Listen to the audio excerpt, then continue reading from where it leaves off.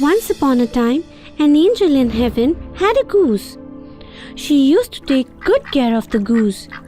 But once it happened that when goose was laying egg, it fell off from heaven to earth. After some days, a gosling came out of that egg. It was cute little gosling from the heaven. Years went by, and in the nearby village, there lived a farmer with his wife. They were very poor. They had nothing but a little farm where they grew vegetables that they could eat. He used to sell those vegetables and earn his livelihood. One day, the farmer's wife told him, "Wouldn't it be good if we could have some eggs from time to time? I wish we had a goose to lay us eggs daily." The farmer did not have much cash to buy a goose.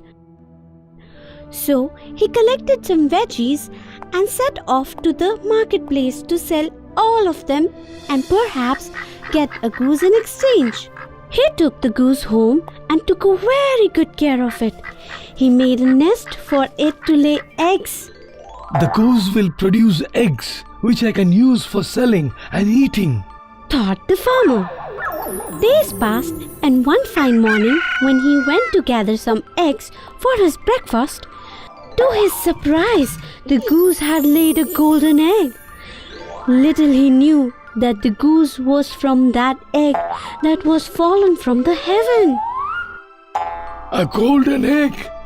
If what I'm saying is true, then I'll be a rich man soon, thought the farmer. He sold the egg in the market and got a good handsome amount for it to get rid of all his problems. But still, he felt that the money he got is not enough. So he waited curiously for the goose to lay another egg. He started taking very good care of it. Soon the morning came when he found another golden egg. He and his wife were so happy to see the egg. He immediately ran towards the market. Again he got a very good deal for the egg, and he was soon known as rich man in the village. Days passed, and slowly and steadily the farmer and his wife were becoming richer and richer. But as they became richer, the couple had also turned greedy and selfish. They both wanted all the richness in the world for them as soon as possible. One day, wife came up with the plan. What if we get all the golden eggs at one time? The farmer was also fascinated with the idea she had put forth. So, they both decided to cut the goose and get all the eggs inside her at one go. But greed has its own way of teaching lesson. They picked up a big sharp knife and cut the goose's belly to take out all the golden eggs right away. But it was a huge mistake. They did not find even a single egg inside the goose. And there would never be any more golden eggs again. Poor goose lost its life, and the old couple lost the only source of becoming rich. So they say, greed is a curse.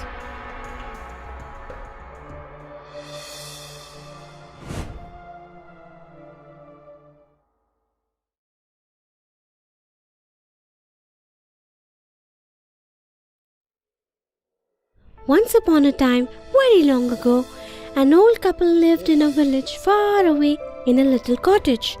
The old woman was very fond of cooking and making special treats every day. One day, she read in her recipe book how to bake a gingerbread. She decided to make one. To enhance her treat, she made a figure out from the dough. Figure of a boy. She made 2 eyes on it with vanilla cream and lips with strawberry cream. She also dressed it with different colors and called it Gingerbread Boy. She then put the gingerbread boy into the oven to bake it. It was only after a few minutes when she heard voices coming from the oven. Let me out! Please let me out! It's too hot in here! Please let me out! Someone seemed to be saying.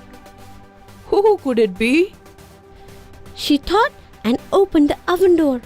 As soon as she opened the door of the oven, Gingerbread Boy jumped out and started running. The old couple could not believe on their eyes. Before they could realize anything, the Gingerbread Boy reached the road outside. They too ran behind the Gingerbread Boy. Both of them shouted, Stop, little gingerbread boy! We want to eat you! Stop! They were panting as they ran. They ran a little while but could not catch him. He was too fast for them.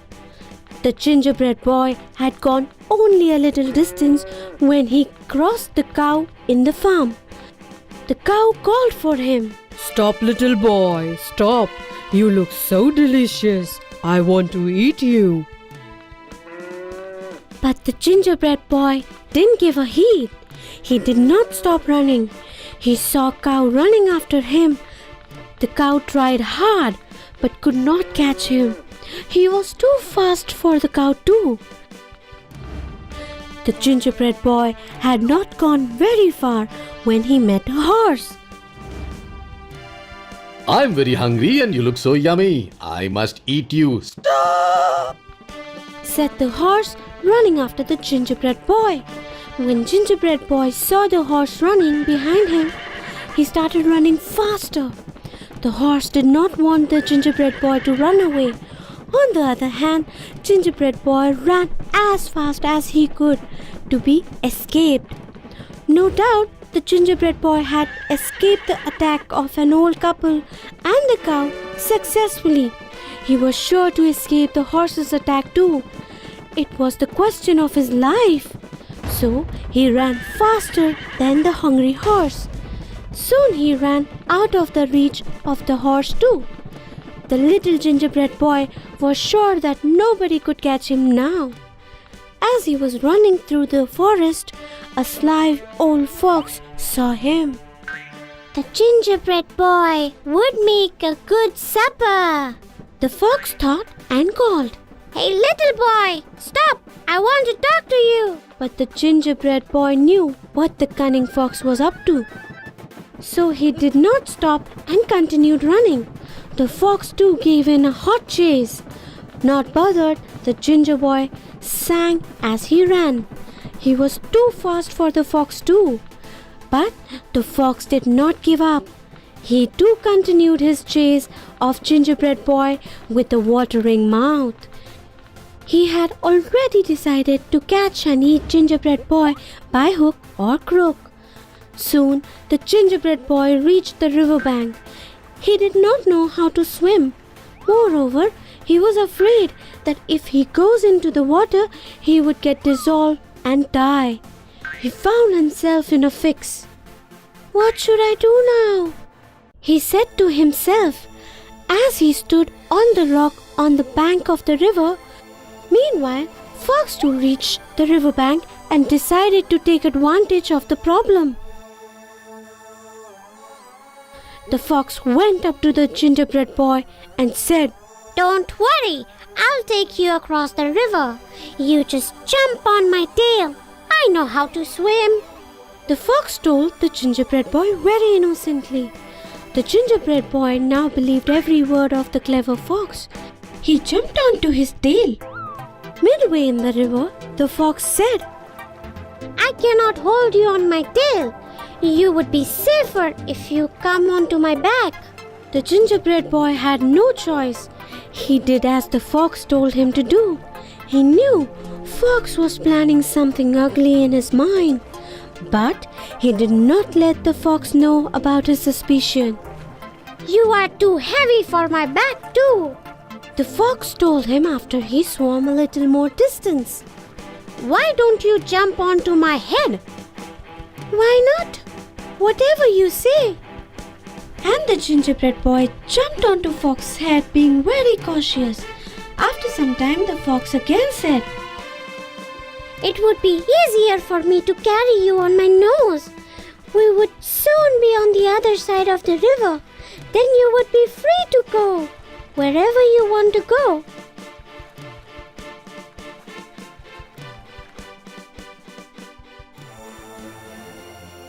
As soon as the fox reached the other end of the river, he tossed the gingerbread boy high up, and the fox was ready with an open mouth and closed eyes to gobble him up in no time. But nothing came down.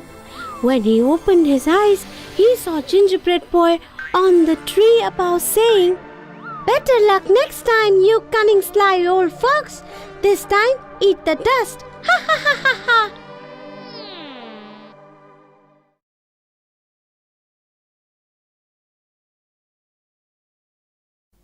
The Elves and the Shoemaker. There was once a shoemaker who worked very hard and made very good shoes. But still, he could not earn enough to make his living. At last, all his money ran out, and he had only enough leather left to make one more pair of shoes. That evening, he cut out the leather, ready to be stitched up the following morning. And then he followed his wife upstairs to bed, feeling very sad. He rose again at sunrise, said his prayers, and was about to settle down to work, when to his amazement, he saw the shoes all stitched up and ready on the table. The good man could not understand how it had happened. He examined the shoes carefully and found that they were quite beautifully stitched and finished off. The same day, a customer came into the shop and bought the shoes, and because they were of such excellent quality, he was willing to pay the double the usual price for them. With this money, the cobbler had bought enough leather for 2 more pairs of shoes. Again he cut them out, and again he left the leather on his bench overnight, thinking he would stitch them together the following morning. But when he awoke, he found that the work had already been done for him. The 2 pairs of shoes were as beautifully made as the first, and soon found willing buyers. And the shoemaker received enough money for them to buy leather for 4 more pairs. Soon it went on for weeks and months. Each evening, the shoemaker would carefully cut out the leather, say his prayers, and retire to bed. And each morning, he would find the shoes standing sewn and ready in neat rows on the bench. 8 pairs at first, then 12, then 20, and almost too many pairs to count. And he had so many customers that now he could afford to buy the finest skins and other costly materials besides. He cut out knee-high boots of the softest suede for the lords to wear when they rode off with their hounds to the hunt, and shoes of silk and brocade and velvet for the ladies to wear with their fashionable ball gowns. And before many months had passed, the shoemaker grew so rich that he began to want to share his prosperity with his invisible helpers. One night, he and his wife hid behind a pile of leather hides to see who these helpers were. At midnight, 2 little naked men appeared, and hey presto, they stitched up all the shoemaker's shoes for him. Then they disappeared. The shoemaker's wife was very sorry for them because of their nakedness, and she at once set to work to sew them the loveliest little clothes, while the shoemaker made them a pair of pointed silk shoes. They laid the present out and were on the watch again at midnight as the little men came in to do their work.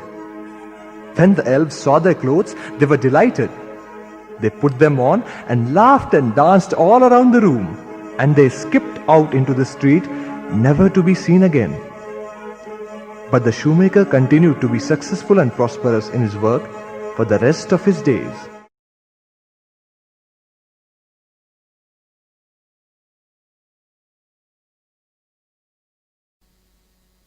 The Emperor's New Clothes.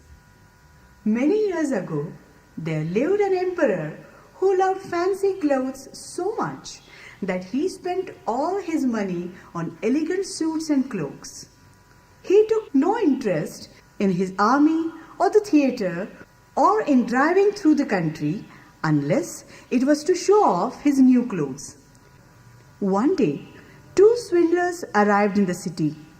They told everyone that they were weavers and could weave the very finest materials imaginable.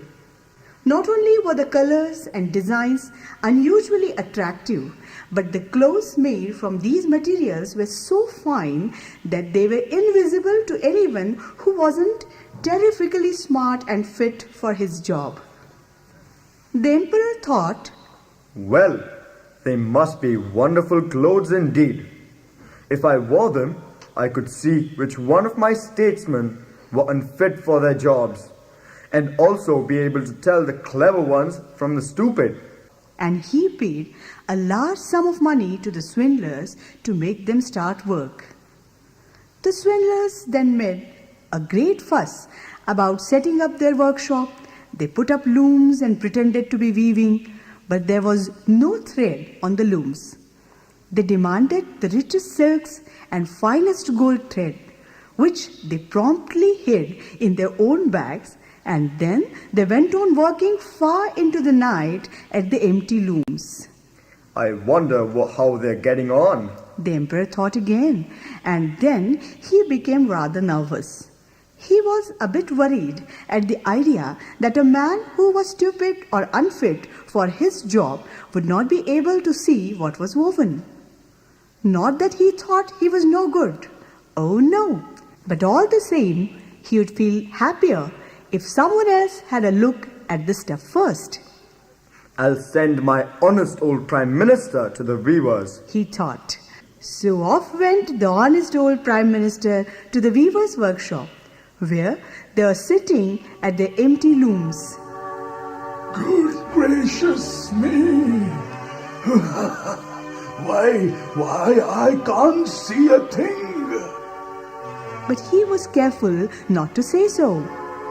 Good Lord! Is it possible that I'm stupid? I must on no account admit that I can't see the material. One of the weavers asked, Well, what do you think of our work? Oh, it's charming. It's exquisite. What a pattern and what coloring! I shall certainly praise it to the emperor. The old minister listened carefully as the swindlers gave details of the colors and the design and repeated it all to the emperor. The swindlers now demanded more money, more silk, and more gold thread to continue the weaving. They stuffed it all into their own pockets and continued to pretend to weave on the empty frames. By and by, the emperor sent another trusted official to see how the weaving was going on. The same thing happened to him as to the Prime Minister. He couldn't see anything but the empty looms. I know I am not stupid. So it must be my fine job I am not fit for. I mustn't let anyone know. And so he praised the material that he couldn't see and told the emperor of its charming shades and beautiful design and weave. Then the emperor himself said he must see it and invited all his court to come with him. When they arrived at the workshop, they found the cunning swindlers weaving for all they were worth at the empty looms. Hey, look! Isn't it magnificent? Oh, yes, indeed. It's really beautiful. All the officials said, feeling sure that the others could see it. The emperor thought, What's this? I can't see anything. This is dreadful. Am I stupid? Am I not fit to be emperor? This is the most awful thing that could happen to me.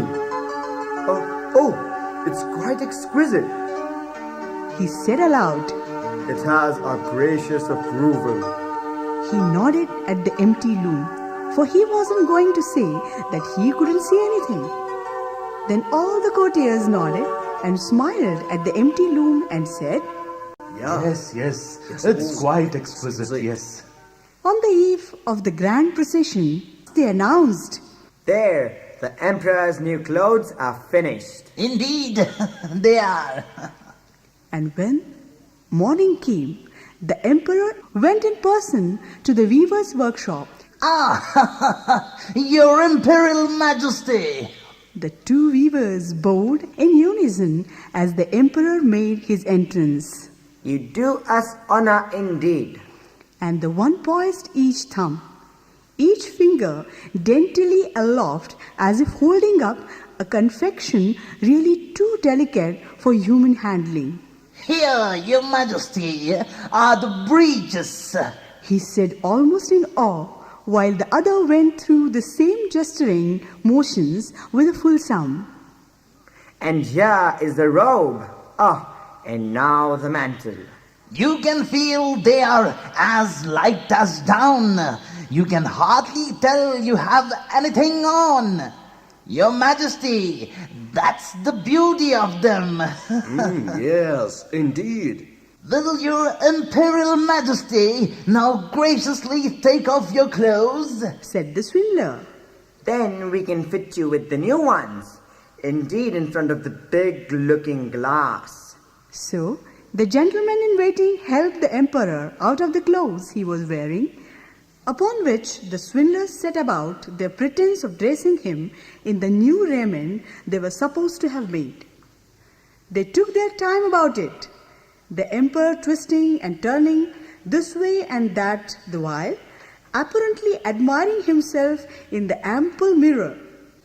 Gentlemen, The first one at last challenged the bemused courtiers. Perfection, would you not say? And all the courtiers exclaimed, Goodness, how well they fit, Your Majesty. What a cut! Wow, what colors! The master of ceremonies came in to announce, The canopy to be carried above Your Majesty's head is ready, and the procession is waiting. Tell them I am ready. said the emperor. Then he turned around once more in front of the glass to make quite sure that everyone thought he was looking at his fine clothes. The emperor marched off in the procession under the grand canopy, and everyone in the streets and at their windows said, Good gracious! Look at the Emperor's new clothes. Oh, they're the finest he's ever had. The emperor's new clothes were praised by everyone. But he hasn't got anything on, Exclaimed a little child. Hey, what are you saying? Cried the father. The people around him had heard, however, and repeated the child's words in a whisper. And then someone said them a bit louder. He hasn't got anything on. There is a little child over there saying he hasn't got anything on. That's right! That's right! He hasn't got anything on! People all shouted at last, and the emperor began to feel very uncomfortable and embarrassed, for it seemed to him that the people were right. But his royal upbringing prevented him from running away, and he thought to himself, I must go through with it now, procession and all. and he drew himself up haughtily, while the chamberlains tripped after him, bearing the train that wasn't there.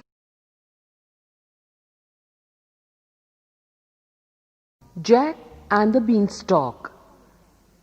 Once upon a time, there was a poor woman who lived in a humble cottage in the countryside with her only son, whose name was Jack. They owned a cow that gave more milk than any other cow in the neighborhood, and they made butter and cheese with the extra milk and sold it at the market nearby. But one day, the cow went dry, and there was no milk to make butter and cheese. There was not even a milk for them to drink. They ate less every day. But before long, they had almost nothing left to eat and no money to buy food. Jack was still too young to work, and his mother had fallen ill. Jack's mother called him to her bedside. I am too weak to go out myself, Jack. So you must take the cow to the market and sell there for as much money as you can. Yes, mother. Jack liked going to market, but he was sad that they would have to sell the cow. He set out, walking slowly, and had gone about half the way when an old man stopped him. Do you want to sell that cow? I will buy her from you in exchange of these magic beans. The beans, which were all different colors, were very beautiful, and the old man had said they were magic. So Jack gave him the cow and ran home with the beans. Look, mother, what I have got! He cried as he hurried into her room. But his mother was furious when she saw that he had come home without any money for the cow. What? You've sold our good cow for these worthless beans? And she threw them out of the window. That evening, Jack and his mother ate their last crust of bread and went to bed very sadly, for they knew that there was nothing left for breakfast. Jack woke up early next morning, still hungry. He was so hungry, in fact, that he jumped out of bed and went into the garden to look for something to eat. To his amazement, he saw that the magic beans had grown into a huge plant that stretched right up over the roof and disappeared into the sky. The stems of the plant were so thickly twisted that he could climb up them as if they were the rungs of a ladder. He began to pull himself up higher and higher and higher. At last, he reached the top of the beanstalk. In front of him was a white road which led to a great castle far in the distance. There was no one to be seen, so he started to walk along the road. Maybe someone at the castle would give him something to eat. In any case, it would certainly be an adventure. He was hot and tired and hungrier than ever by the time he reached the castle. Its great gate was shut, but Jack knocked on it loudly. After a while, it was opened by a huge, ugly old woman who had only one eye in the middle of her forehead. Oh, she cried. I need a boy just like you to clean out the furs for me every day. Come in quickly, come in and hide, or my husband will see you and eat you up. Frightened, Jack hurried inside at once and told the giantess he would become her servant in exchange for something to eat. She gave him a piece of bread and a glass of buttermilk. But while he was drinking it, in the castle, walls began to shake with a heavy tread, and Jack could hear the giant coming closer. Quick, quick, hide behind the cupboard, whispered the giantess, and Jack slipped out of sight as the giant stepped into the room shouting, I smell the blood of an Englishman. I smell the blood of an Englishman. Be he alive or be he dead. Be he alive or be he dead. I'll grind his bones to make my bread. I'll grind his bones to make my bread. Fee-fee-fo-fum. Nonsense! It's only a nice young elephant that I cooked for your breakfast. Sit down and eat it while it's hot. So the giant sat down, ate his breakfast, and forgot all about the Englishman who stood watching him from behind the cupboard. When he had finished, he called out, Wife! Bring me my magic hen. I want to see some new golden eggs. Jack could hardly believe his eyes when he saw what happened next. The giantess brought in a little brown hen and put it on the table in front of her husband. Hey, you! Lay! Lay! The giant commanded, and plop, plop, plop. She immediately laid 1, 2, and 3 golden eggs. The giant scooped the eggs into his pocket. Then he settled back in a chair and soon was snoring so loudly that the castle walls shook with the noise.